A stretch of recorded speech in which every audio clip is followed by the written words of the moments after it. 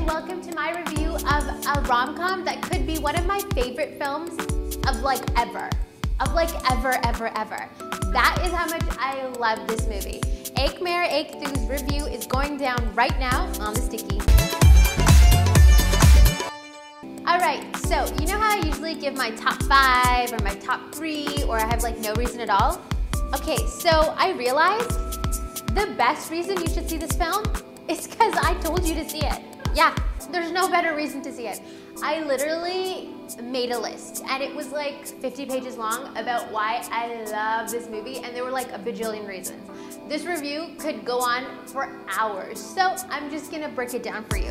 This is one of the best rom-coms I have seen come out of Hindi film cinema in a very long time. Let's break it down. From the top, they have chapters that they divided this movie into. It's so cute. Like, you know, for every day, right? So the movie is held over a period of 2 weeks. So every day, it's like a day is a chapter. So there'll be cute things like day 1, the end. Day 7, loose change. Day 9, chopsticks. It's the cutest thing ever. I loved it. Like, how creative. It's the simplest thing, but it is so creative.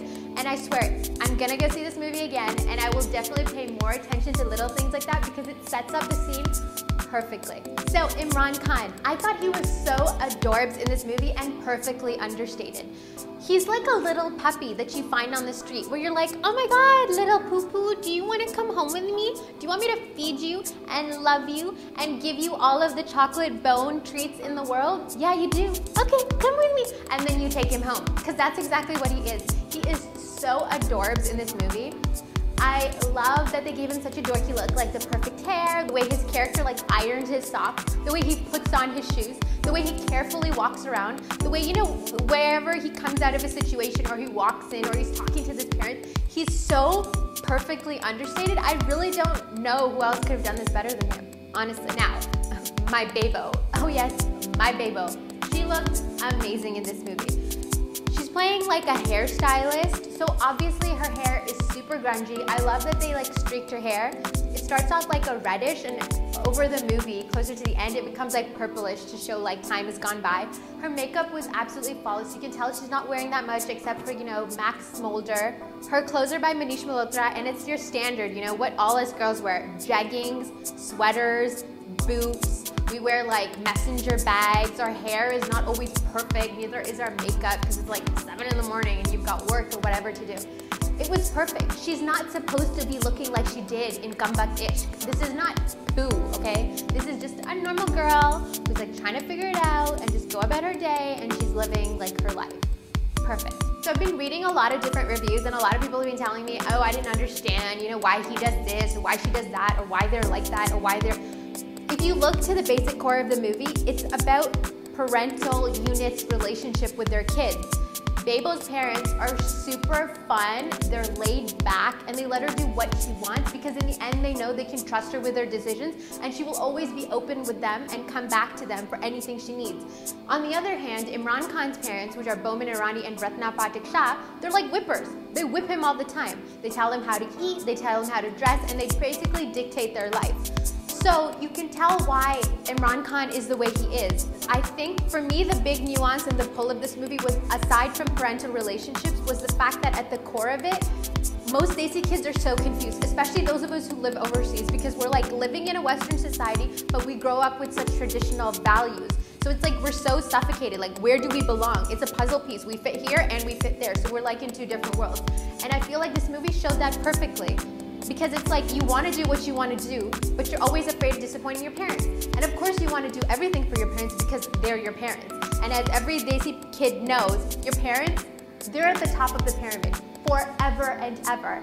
But at some point in life, you got to put yourself at the top too. So for me, this movie was about parental relationships and like how much there's a struggle, how much parents don't understand you, how parents put their expectation on you, and how parents don't let you flourish like the flower you are. Now, before seeing this movie, I have to give a shout out to Reena Mumbai, who did a podcast on this topic of parental issues, being Desi, living overseas, and everything that comes with that and all its complications. It's on episode 2. I'm gonna put a link of it up because you need to hear her talking about it, because this movie was a perfect follow-up to what she was discussing, how at the end of the day, we need to be open with our parents, and we don't need to live in guilt and fear.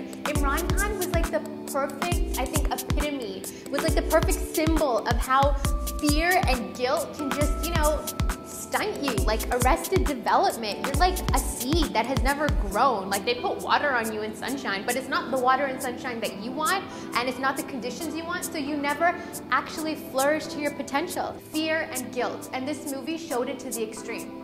That's it. I love the movie. Shakun Batra, wow. For a first-time director, dude, you are so dope. It's simple, it's breezy, it doesn't have a preachy, hard-hitting message, and I know a lot of you will probably not like the ending, but that's the kind of ending that life is.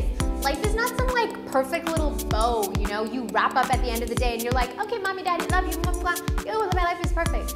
It's not. And I think this movie is a perfect representation of that. It's a work in progress. So that's it, guys. 5 out of 5 jars of honey. I would say take your snookum, snuggle bunny, lollipop to this movie, steal kisses during the cutesy moments, hold each other's hands, and if you haven't asked that girl or boy out on a date, this is the movie. And if you're like me and you don't have a snookum, snuggle bunny, teddy pop, lollipop, snuggie pie, then you can go see it with your friends, or even better, your fam bam.